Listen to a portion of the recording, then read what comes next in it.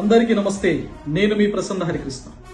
ఆంధ్రప్రదేశ్ ప్రభుత్వం నిరుద్యోగుల పక్షపాతి అంటే నిరుద్యోగులకు మేము ఉన్నాం, గత ఎన్నికల మేనిఫెస్టోలో ఇచ్చినటువంటి హామీకి కట్టుబడి ఉన్నాం అని చెప్పేసి ఒక స్పష్టమైనటువంటి జాబ్ క్యాలెండర్ ఇచ్చింది. అది చాలా సంతోషకరమైనటువంటి విషయం.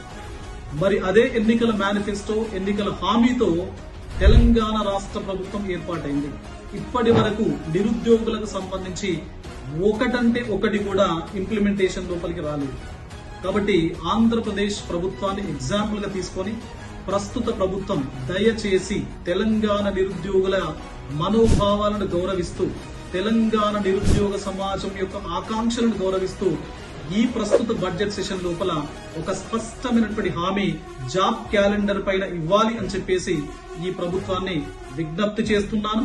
అదేవిధంగా డిమాండ్ కూడా చేస్తున్నాను రాష్ట్ర నిరుద్యోగుల పక్షాన. కాబట్టి you just think of it. మీకు పవర్ వచ్చింది, పవర్ రావడానికి బేస్ అన్ఎంప్లాయ్మెంట్. కాబట్టి ఒక చిన్న ఆలోచన చేయండి. ఎందుకంటే 2 సంవత్సరాలు దాటిపోయింది కాబట్టి వాళ్ళకు ఒక నమ్మకాన్ని మీ వైపు నుంచి ఈ బడ్జెట్ సెషన్ లోనే వీలైనంత త్వరగా ఇవ్వాలి అని చెప్పేసి మనస్ఫూర్తిగా కోరుకుంటూ మీ ప్రసన్న అనిపిస్తుంది.